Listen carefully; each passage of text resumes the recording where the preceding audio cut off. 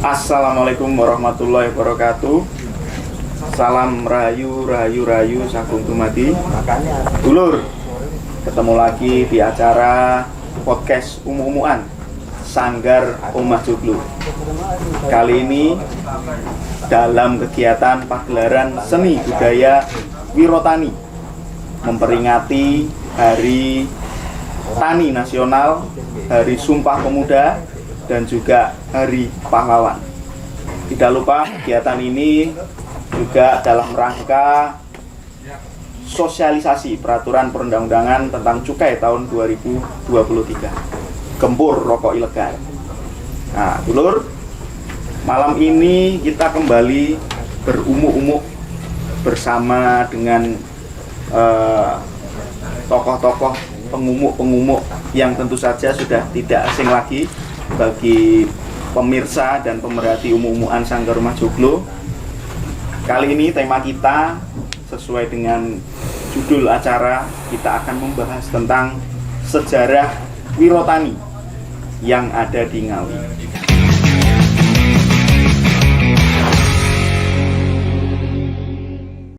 Yang pertama, nah ini sudah mengisi beberapa kali podcast umuman kita, Mas Asep, Rahayu Mas Asep.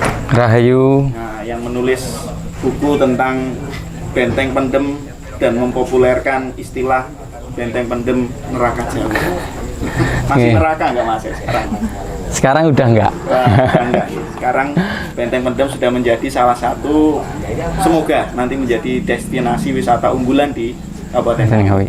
Surga. Jadi surga. Yang kedua dari Ngawi Barat, pegiat budaya Ngawi Barat, Mbah Yono Rahayu, Mbah Yono. Rahayu. Pripun kabaripun? Alhamdulillah pangestunipun sehat walafiat, rahayu samudayanipun. Amin. Kemarin juga mengadakan kegiatan grebek mantingan nggih Mbak Yono nggih. Alhamdulillah lancar, acaranya sukses luar biasa. Dan yang ketiga, ini sudah tidak asing lagi, Bung Tono, Rahayu Bung Tono. Oke, nanti malam ini kita mau bahas apa ini, Bung Tono? Ya, sejarah keberadaan Wirotani di Ngawi ini. Di Ngawi, ya. Perjuangannya seperti apa?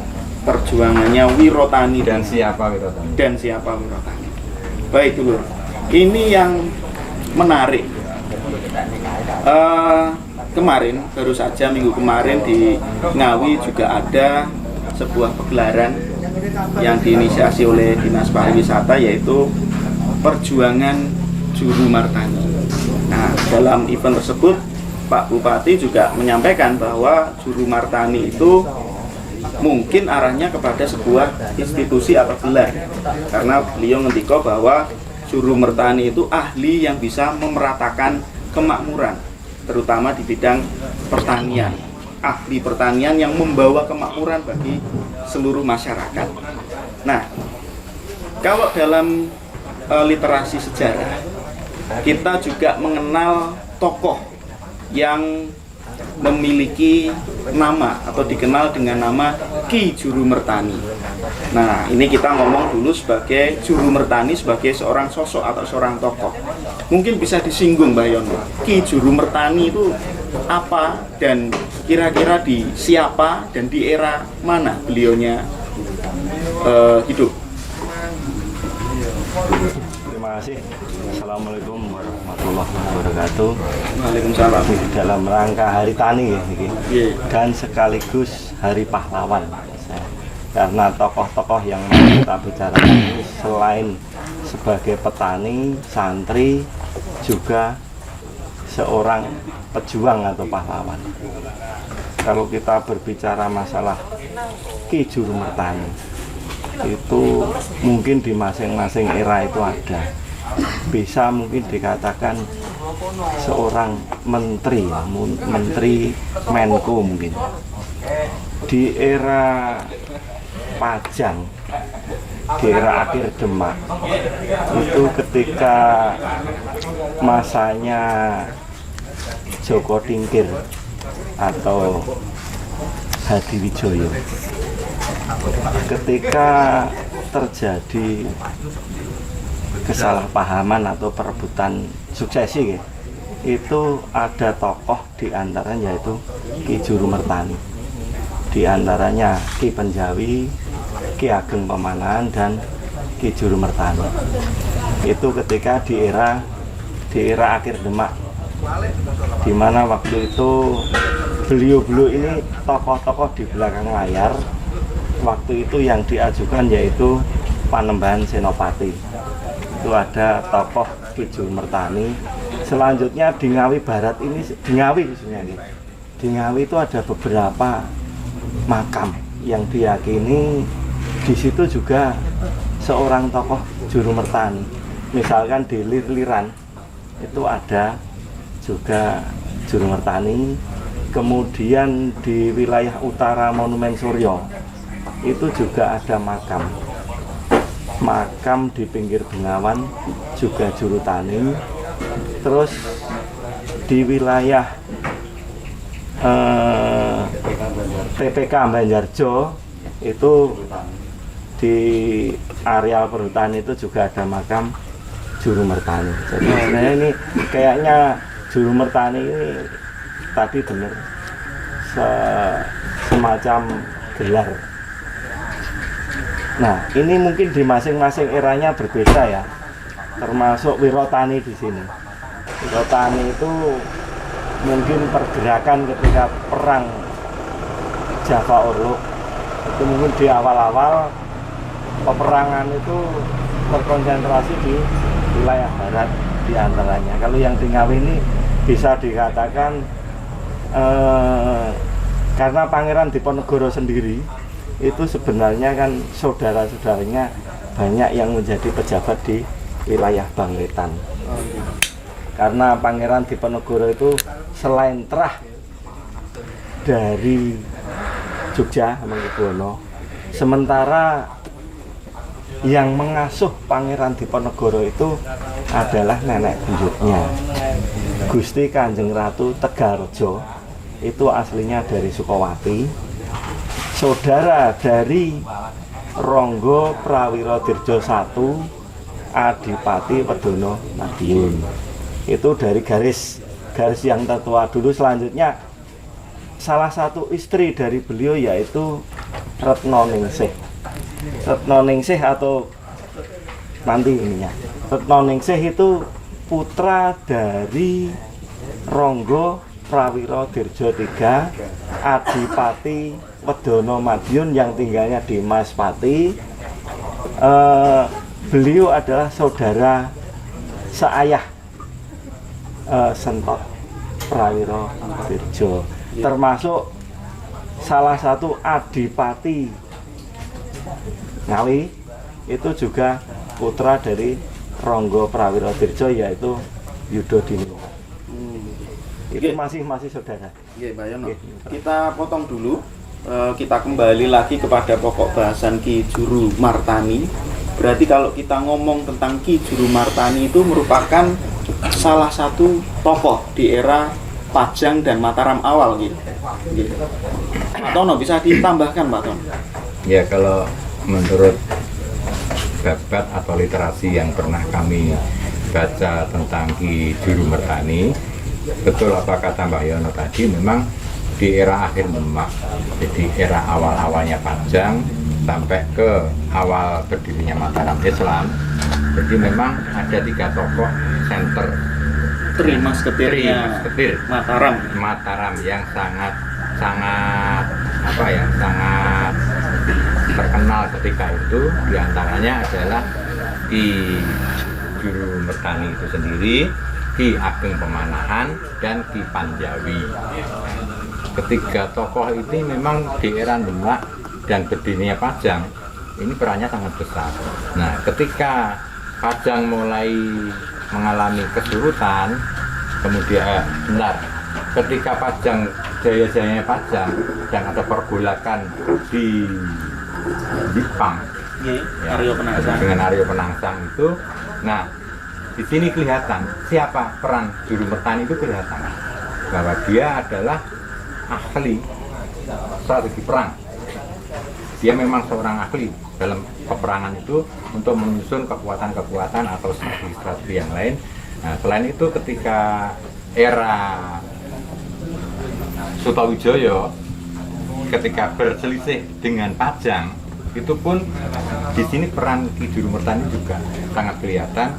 Dia yang mengatur strategi bagaimana untuk sebenarnya itu nggak terjadi peperangan sebenarnya, cuman ya hanya siasat-siasat tertentu supaya kelihatan bahwa Mataram Islam dalam hal ini ya waktu itu adalah Panembahan Senopati atau Danang Sutowijoyo. Kalau diukur kekuatan kalah sama Pajang, jauh, sangat kuat Pajang itu, tapi karena kepiawaian atau kehandalan dari Ki Juru Mertani dalam hal mengatur strategi perang yang sangat brilian, dia bisa menyiasati hingga bisa bukan memenangkan, tapi membuat barisan Pajang ini merasa agak berpikir dua kali kalau ketika mau mengalahkan Mataram. Jadi pada garis besarnya memang Ki Juru Mertani di eranya akhir Demak dan Pajang itu beliau adalah seorang ahli strategi perang. Berarti seiring berjalannya zaman, nama Juru Mertani ini bergeser menjadi sebuah gelar yang kemudian disematkan kepada para tokoh ataupun istilahnya tokoh ataupun petani yang memiliki keahlian khusus memakmurkan masyarakatnya. Tadi Mbak Yono sempat menyinggung tentang wilayah Sukowati juga. Pada waktu dulu memang Sukowati itu menjadi lumbung beras nih Mbak Yono. Dan apakah Sukowati itu hanya Sragen sekarang? Atau mungkin Ngawi Barat ini juga masuk Sukowati? Ini umum-umuman ya. Sukowati, awal-awal Sukowati itu kayaknya sebagian Ngawi juga masuk Sukowati. Nanti tergantung era pemerintahan ya. Misalnya ketika era Mataram itu sebagian Ngawi masuk Sukowati. Kemudian ketika era setelah perjanjian Giyanti itu kadang mengatakan Madiun pun juga diakui Sukowati. Karena apa? Karena setelah perjanjian Giyanti itu kan pembagian wilayah yang mana antara Surakarta dan Yogyakarta, Bangwetan Yogyakarta itu kan Madiun Raya. Nah, di situ yang jadi Adipati Wedono setelah pergeseran perjanjian Giyanti itu yaitu panglimanya Hamengkubuwono atau Mangkubumi atau Pangeran Sukowati. Waktu itu yang diangkat yaitu Ronggo Surosentiko, kemudian gelarnya menjadi Ronggo Prawiro Dirjo I, dan dia terkenal dengan namanya Gegeduk Sukowati. Beliau adalah putra dari Ki Ageng Dirpayuda yang saat itu memang posisinya di wilayah Majanjati, Karanganyar sekarang, tapi sekarang pun orang-orang budayawan menyebutnya situ masih Sukowati. Dan Ki Ageng Dirpayuda ini adalah guru spiritualnya Pangeran Mangkubumi atau Hamengkubuwono pertama. Makanya setelah itu wilayah Madiun Raya itu juga disebut Sukowati karena yang jadi pimpinan di situ setelah itu sampai perjanjian Sepreh, termasuk awal-awal Sepreh, penerusnya masih keturunan dari Ronggo Prawiro Dirjo I. Oke, Pak Yono. Berarti kalau kita melihat sejarah, flashback sejarah masa lalu, memang bumi Ngawi ini telah menjadi lumbung beras sejak zaman dulu. Lumbung beras, pertanian yang sangat unggul, sehingga apa yang menjadi tagline dari Pak Bupati sekarang bahwa pertanian Ngawi harus unggul ini ya memang tidak terlepas dari sisi sejarah juga, dan itu wajib kita dukung dulu semuanya. Mas, kalau di pemetaan toponim atau itu ada wilayah dalam bahasa keraton itu gading. Nah, gading, pengertian gading itu yaitu logistiknya. Dan itu ada di wilayah Ngawi ini. Di Mantingan itu ada titik lama.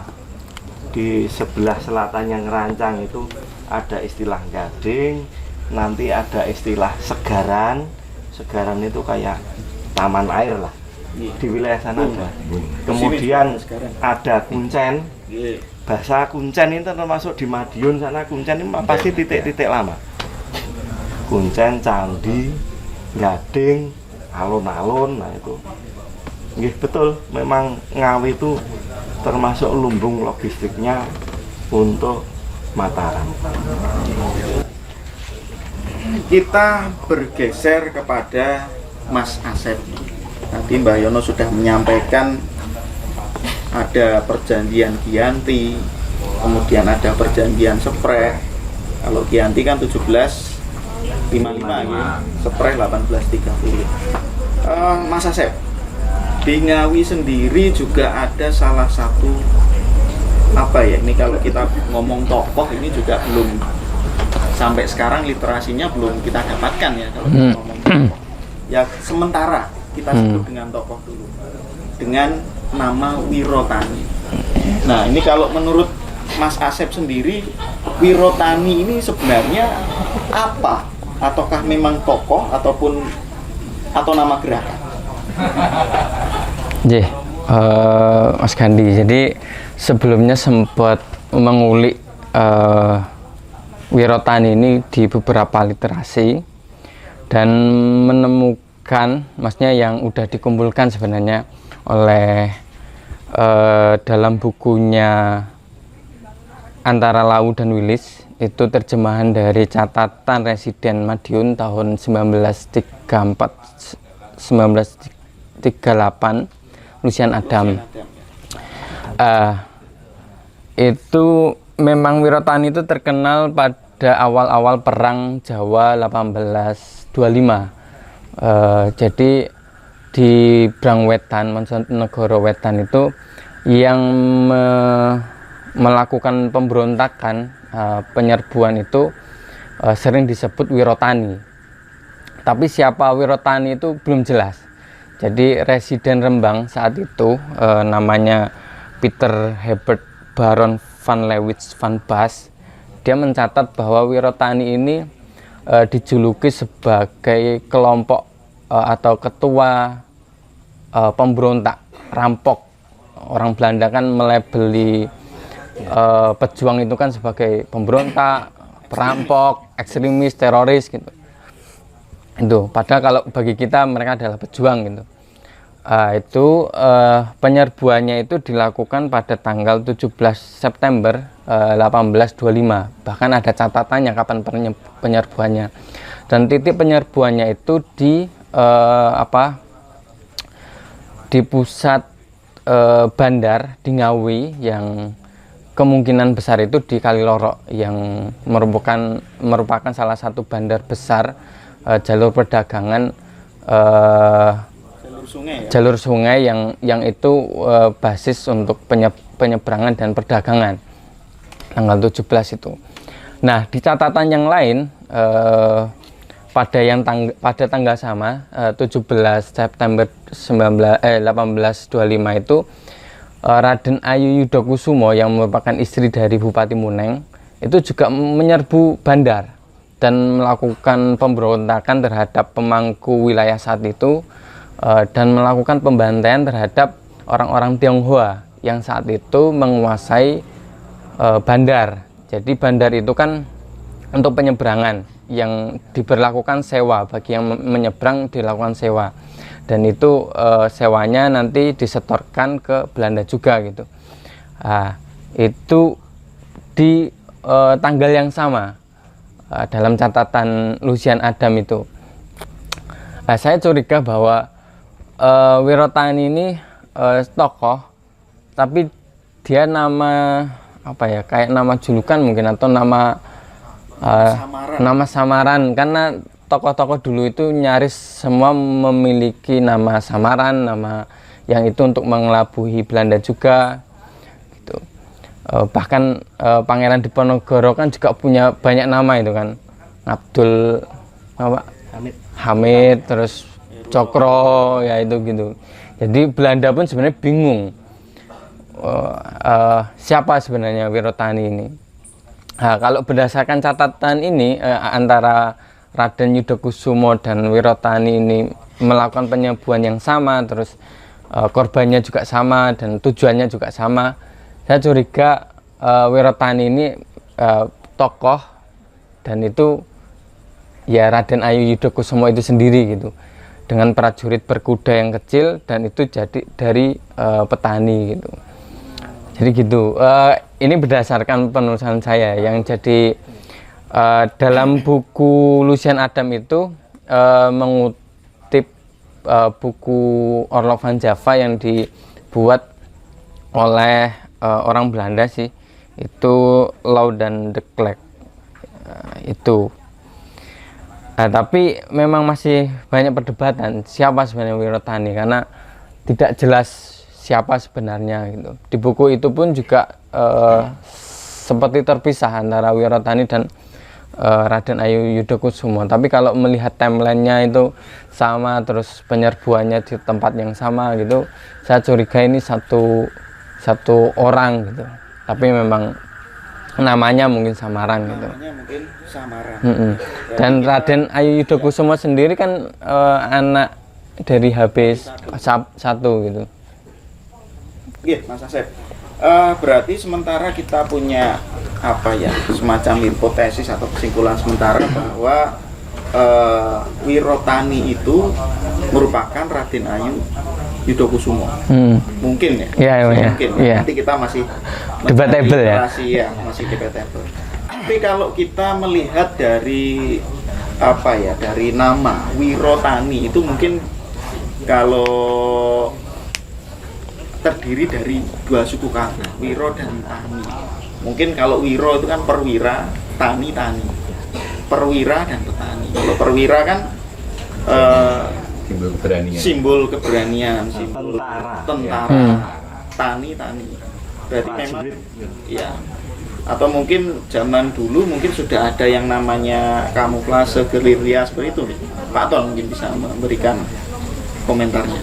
Ya, kalau dari apa yang disampaikan sama Mas Asep tadi, memang ada beberapa tokoh jadi yang melakukan istilahnya pergerakan-pergerakan di wilayah Ngawi ini, dan memang ketika Tegarrejo itu sudah mulai goncang dengan melakukan perlawanan ya, mau tidak mau dengan selisih waktu yang sudah kelihatan. Kalau itu 17 September. Iya. Itu kan di Ngawi ya. Iya, di Ngawi. Sedangkan di wilayah barat ketika itu kan Juli kalau nggak salah. Iya, hanya terpaut satu bulan setengah. Satu bulan. Nah, di sana meletus Perang perlawanan. Jawa. Akhirnya karena situasinya sudah nggak kondusif lagi, akhirnya di sini pun bahwa di sana sudah melakukan pergerakan. Nah, sini yang sudah tersusun, yang memang sudah ya kemungkinan strategi itu sudah ditata oleh Pangeran Diponegoro. Sebarlah panglima-panglima yang ada itu di Mancanegara Wetan ini, karena memang ketika masa itu Pangeran Diponegoro sudah memandang bahwa ada satu wilayah yang sangat penting. Wilayah itu sangat penting, dan di mana wilayah itu? Ngawi. Ya di Ngawi ini dikatakan bahwa Ngawi adalah kota penting, di mana di situ ada dua pertemuan sungai yang merupakan adalah lalu lintas bisa perdagangan, bisa apapun juga yang melalui wilayah itu. Nah, ketika pergerakan itu Raden Ayu itulah yang selaku tokohnya untuk melakukan pergerakan itu, dan pasukannya kemungkinan diberi nama Wirotani. Dan siapa Wirotani itu sendiri, menurut pendapat saya sesuai dengan kalimat dengan dua suku kata tadi, Wiro dan Tani tadi. Wiro adalah perwira yang simbol dari keberanian, perwira. Terus kemudian Tani itu sendiri adalah simbol dari masyarakat kelas bawah yang melakukan ikut pergerakan, membantu apa yang diprakarsai oleh Raden Ayu itu tadi, masih banyak lagi, masih ada Kiai Nur Salim, masih ada lagi Mbah Kongiti yang ada di Ngerawitan. Nah, ketika kita melakukan penelusuran ke sana, ketemu dengan ahli warisnya itu Mbah Kongiti itu juga ada juga. Nah, makanya ya itu ada timbul apa ya, logika yang bisa kita gali untuk pengkajian berikutnya, penulisan sejarah di Ngawi ini, bahwa laskar-laskar itu memang sudah ada di eranya itu, dan dengan nama Wirotani itu sesuai dengan kalimat tadi, perwira dan petani, yang dimana itu kumpulan daripada bisa itu petani, bisa itu pedagang, bisa itu apa ya istilahnya, ya masyarakat kelas bawah ya istilahnya, yang melakukan perlawanan dengan dikomandoi atau panglimanya lah, istilahnya itu ya salah satunya Raden Ayu, kemudian dari Mbah Yai Muhammad Nur Salim sama Mbah Joya Wisena, ya sebenarnya itu lebih dulu.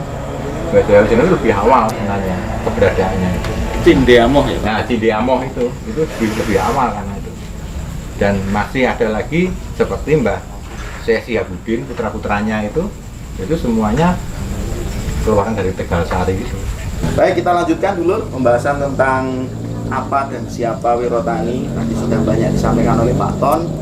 Sekarang kita bergeser ke Mbah Yono. Mungkin ada pendapat lain Mbah Yono tentang apa dan siapa itu Wirotani. Kita mulai dari awal nih, bahwa pergerakan perang Diponegoro ini adalah perang jihad. Makanya itu ini mendapatkan support dari dinasti Utsmaniyah. Makanya gelarnya Pangeran Diponegoro itu yaitu Sultan Abdul Hamid dari Cokro. Nah, beliau awal-awal mengomando perang ini yaitu perang melawan bangsa asing. Bangsa asing itu siapa? Ya Belanda, diantaranya Cina juga, karena Cina itu ketika waktu itu sebagai apa ya, pengepul cukai. Nah, di era masa-masa Hamengkubuwono II itu disebutkan di wilayah sini itu bandar itu disebutkan namanya Kudur Brubuh, dan kebetulan ini nyambung karena di wilayah sini sebenarnya kan wilayah Ngawi itu ketika perang Diponegoro itu kan belum ada kadipatennya. Yang ada Kadipaten Jogorogo.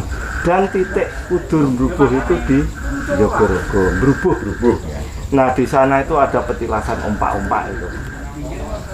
Nah, itu diyakini bahwa posisi titik pos penarikan upeti itu di Brubuh itu, Kudur Brubuh. Nah, awal-awal perang itu ketika ada komando, karena ada keterikatan tadi persaudaraannya, saudaranya Pangeran Diponegoro itu tokoh-tokoh yang berada di wilayah Bangwetan, khususnya Bangwetan Yogyakarta, itu persaudaraannya sangat rapat sekali. Dan di dalam perang itu selain perang melawan orang asing, Pangeran Diponegoro juga membagi internalnya ini siapa yang memihak ke Pangeran Diponegoro dan siapa yang memihak ke Belanda. Itu internal, nek kita bilang sekarang itu londo Blangkonan atau londo Dasireng. Nah, itu di sini disikapi oleh Raden Ayu Yudhokusumo. Kebetulan ada keterikatan dari pihak Yogyakarta, Pangeran Diponegoro itu termasuk dari pihak di sini karena suaminya yaitu Adipati Muneng. Di saat itu sebelumnya Adipati di tempat lain. Karena itu perang jihad, dan waktu itu yang salah satu target dari Raden Ayu Yudhokusumo yaitu orang-orang etnis Cina. Kalau tidak salah sekitar 100-an orang itu dibantai oleh Raden Ayu Yudhokusumo atau Serikandinya Bangwetan. Kalau di wilayah barat itu Nyai Ageng Serasi. Ya. Nyambung.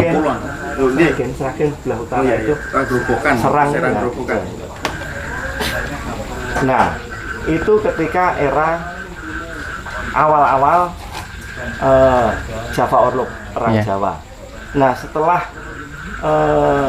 Pangeran Diponegoro tertangkap, itu akhirnya banyak pengikutnya yang lari ke arah, dan ini karena perang jihad, otomatis tokoh-tokoh ulama sangat berperan penting di situ. Jadi Wirotani di antara Panglima Wirotani itu yaitu Kiai Nur Salim. Nah, Wirotani itu siapa? Wirotani itu yaitu santri-santri yang kalau pagi itu macak petani, ya memang juga petani. Bukan Kalau macak berarti Mbak Yono. Ya, Memang petani. petani dan santri ini sebenarnya. Kalau malam Jadi tentara. Pangeran Diponegoro ini terkenalnya kan perang gering. Istilahnya dedemitan. Bahasa Jawanya. Nah, itu intai, sergap, serang, melayu. Jadi bar nyerang blus ngilang. Nah, petani di sini sebenarnya lambangnya bambu runcing tongkat itu kalau pagi ya nyangkul sama bawa tongkat atau tongkat itu bambu runcing.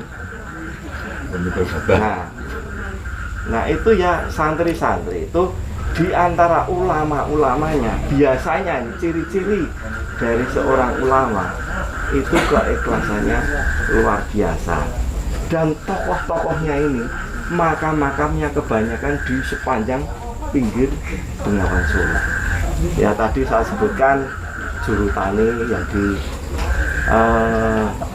Pelanggerem, kemudian Juru Mertani yang di ini termasuk Kiai Nur Salim, dan tokoh-tokoh ini biasanya makamnya tidak pengen mewah, cukup dikasih tanda batu, dan titik-titik itu sampai sekarang beberapa masih. Saya juga mencurigai termasuk Mbah Cangkring, nanti Mbah Sopotro, itu termasuk yang di perbatasan.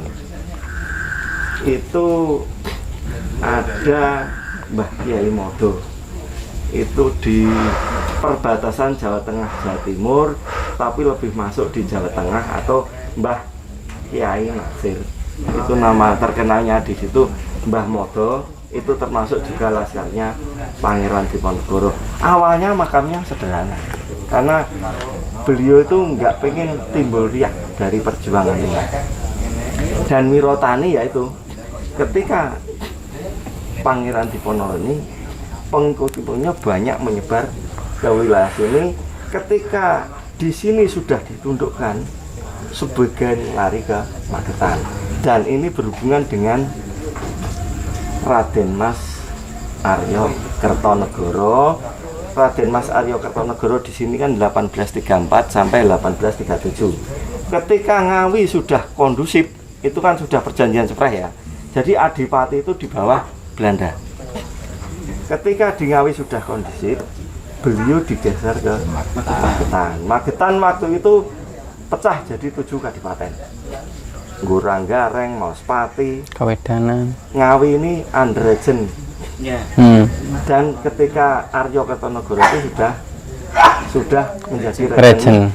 Kemudian Nguranggareng, Pelausan, Magetan 1, 2, 3, ada 7.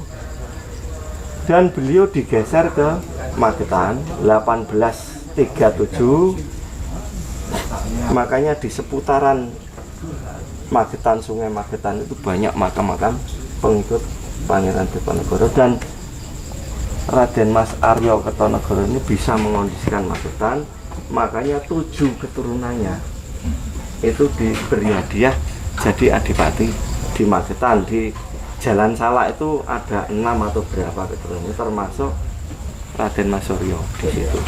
Itu masih satu garis dengan Raden Mas Aryo Kertonegoro.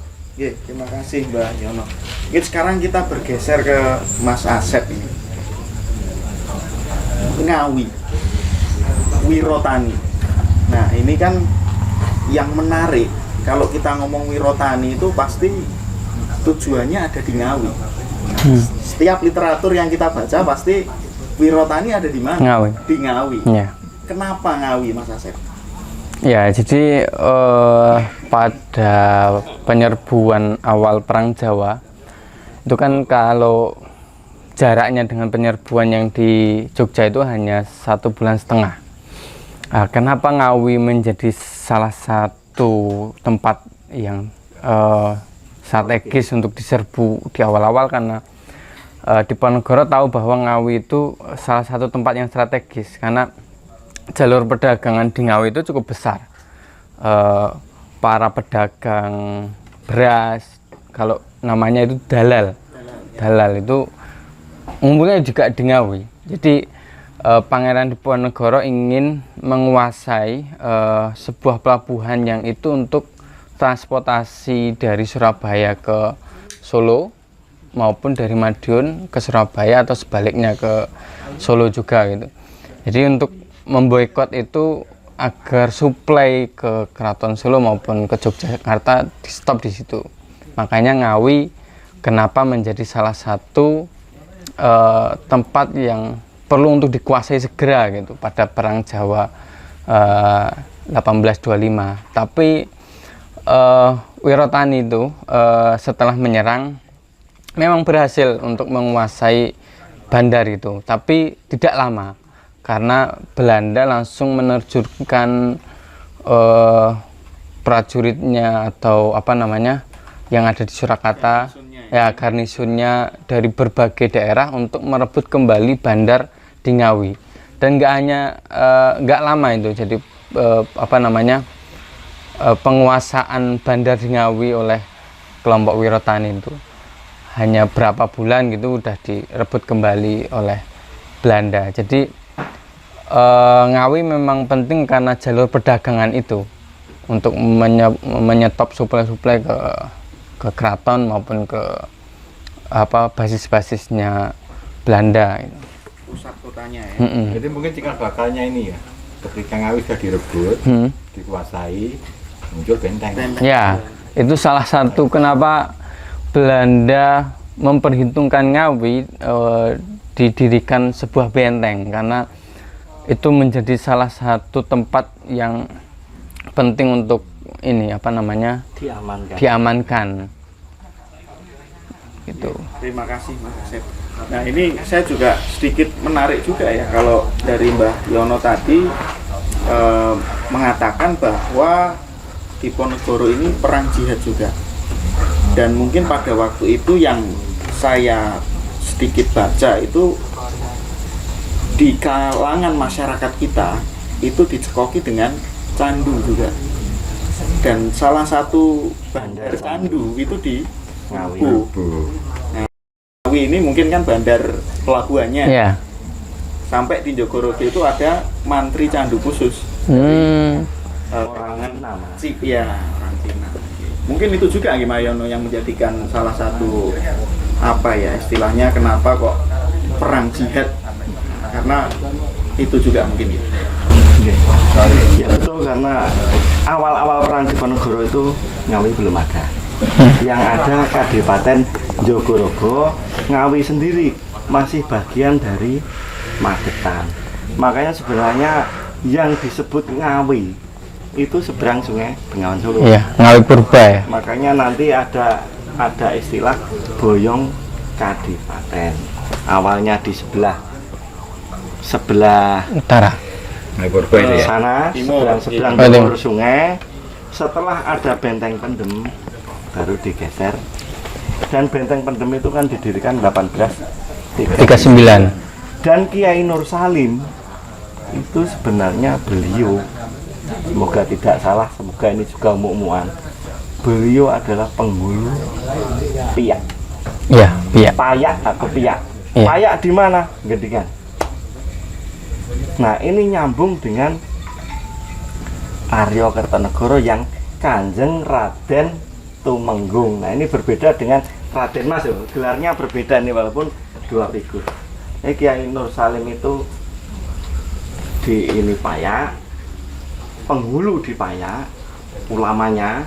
Berarti kadipatennya Jogorogo, Bayono. Ngawi belum ada, yang ada Kadipaten Jogorogo. Ngawi itu muncul 1834 untuk sebuah kadipaten, dan sebelum itu Ngawi itu wilayah Andereven. wilayah Magetan. Dan Ngawi yang disebut wilayah Magetan ini ya Ngawi yang asli, Ngawi dusun. Kalau kita bicara sebuah wilayah, itu yang pertama dicari itu dusunnya. Dan di sini bisa jadi batas Jogorogo itu Bengawan Ketonggo sama nyambung ke Sungai Madiun. Nah, sebelah sana itu wilayah Magetan, sini wilayah Jogorogo. Dan di antaranya setelah itu ada nama Kertoyudo. Beliau adalah Demang di Pingit.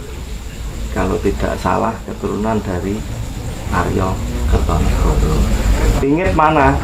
Pingit bisa jadi di Paron, mungkin ada di wilayah Banjarjo. Nah, makanya di Banjarjo itu ada makam di antaranya Juru Tani. Terus Gong. Dan tokoh-tokoh yang lain di situ ada sekitar 3-4 tokoh-tokoh. Nek menurut saya ya itu tokoh-tokoh Wirotani, di antaranya Kiai Nur Salim. Akhirnya tanah di Benteng Pendem itu tanahnya Kiai Nur Salim awalnya. Apa yang mau dibangun pondok ini? Ya, tapi ini nambah ya, Pak. Tadi Piak ya. Kalau Piak itu di peta kuno itu ya di tempat sekarang benteng itu. Piak gitu. Nah, makanya bilang Benteng Pendem itu tanahnya Kiai Nur Salim. Nek Piak di situ atau Payak di sana. Ya, kalau Payak memang gendingan. Tapi kalau Piak itu di situ, di titik anu. Makanya tadi tak tambahkan bahwa tanah di Benteng Pendem itu tanahnya Kiai Nur Salim. Bisa jadi. Jadi sebelum dibangun benteng, Kiai Nur Salim sudah di situ. Karena di situ nek menurut saya itu wilayah Kadipaten Jogorogo. Batasnya antara Magetan dan Jogorogo Kali Ketonggo nyambung ke Bengawan Madiun. Makanya Kadipaten Ngawi awal-awal di mana? Di Ngawi. Setelah ada Benteng Pendem, pernah dengar Boyong Kadipaten? Akhirnya digeser ke Karangtengah masuknya itu. Ketanggi ya. Tanggi tempat saya, Bos. Lurah Ketanggi ini Ngawi. Saya sing bukune Wilis apa di Berarti ada Piak. Ada. Jadi saya penasaran untuk toponim Piak ini. Piak ini apa Payak? Apa sini Piak? Apa memang kadang toponim sebelah wilayah itu karena tokohnya sama, misalkan di sini Banaran, karena yang bergerak itu Susunan Kabanaran, nanti di titik lain itu juga nama Banaran. Kayak Kerapyak, ya gitu, di Jogja ada Kerapyak, di sini ada Kerapyak. Ya, di peta 1874-an ya. Nah, itu ada Piak di ya itu. pojok, memang di itu Penghulu, beliau itu penghulu di Piak. Nah, memang Kiai Nur Salim itu terkenalnya penghulu Piak itu. Nanti ada lagi tadi saya sebutkan Pingit. Nah ini kita sebenarnya perlu menelusuri sejarah titiknya ini sebenarnya di mana. Oke, kita lanjutkan Mbah Yono. Tadi ngendikan bahwa Mbah Kiai Nur Salim itu merupakan penghulu Kadipaten Jogorogo. Berarti apakah masih ada hubungannya dengan Mbah Kiai Syihabuddin yang dalam catatan itu juga tersebut beliau sebagai penghulu Kadipaten Jogorogo di masa awal? Sebenarnya ini ya, tadi dari awal disebutkan bahwa pergerakan Pangeran Diponegoro ini adalah perang jihad. Itu ya itu ulama banyak mayoritas yang berperan di situ. Dan ini ya persepsi saya sendiri bahwa beliau itu nanti akan menurunkan tokoh-tokoh ulamanya itu, mungkin nanti nyambungnya ke Kiai Mbah Kiai Muhammad Ilyas dan juga Mbah Sirot, kayaknya di Ngale ya. Ngale. Ya. kemudian menyebar di tempuran di mana-mana ini karena beranak pinak. Ini yang ke bawah-bawahnya. Nanti ke atas ya diantaranya mungkin Kertoyudo, Kertomenggolo, dan juga Kiai Nur Salim. Oke. Pak Ton, bisa ditambahkan Pak Ton terkait santri, yai, petani, wirotani. Jadi gini, kalau kita bicara ulama, Ngawi ini memang di era itu sudah menjadi jadi jujukan. Ya, jadi istilahnya suatu tempat yang bisa dikatakan layak untuk dijadikan pusat penyebarannya.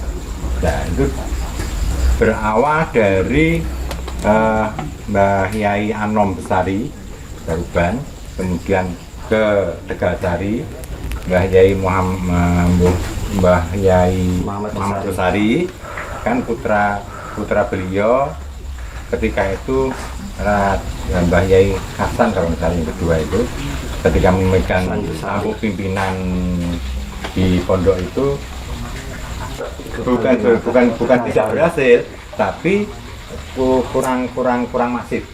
Tapi ketika kepemimpinan pondok itu dipegang oleh Mbah Yai Elias, nah ini baru kelihatan penyebarannya. Salah satunya putra beliau yang ke-7 dari 9 putra, yang ke-7 yaitu Mbah Yai Syahyabudin. Nah itu yang berada di Gentong. Di Gentong itulah Mbah Yai Syahyabudin itu mendirikan pesantrennya. Nah mungkin rentetan ulama-ulama yang ada di situ, dan itu eranya di 18-an. Mbah Yai Syahyabudin sedo itu 1805. Nah, berarti kan di era itu sini sudah berkumpul para ulama itu, dan semuanya dari Tegalsari. Nah, Tegalsari pun tidak akan lepas dari Pangeran Diponegoro karena beliau juga mondok di Tegalsari di situ. Nah, akhirnya mungkin santri sak pondokan. Nah, ya bisa jadi kalau di Ngawi itu penyebarannya ketika perjuangan Pangeran Diponegoro itu bergolak, para ulama yang sudah berada di sini ya satu komando. Dan itu ulama semua, mulai dari Mbah Yai Syahyabudin bisa turun sampai ke Mbah Yai Nur Salim. Mas Asep, ada yang mau ditambahkan Mas Asep terkait bahasan Mbah Yai Nur Salim ini? Kalau khusus Mbah Yai Nur Salim memang secara literasi saya sangat minim, tapi yang jelas bahwa pengikut atau prajurit Diponegoro itu memang rata-rata ulama. Kiai Mojo yang di Magelang, terus Mbah Modo Muhammad Nasir di perbatasan Jateng Jatim.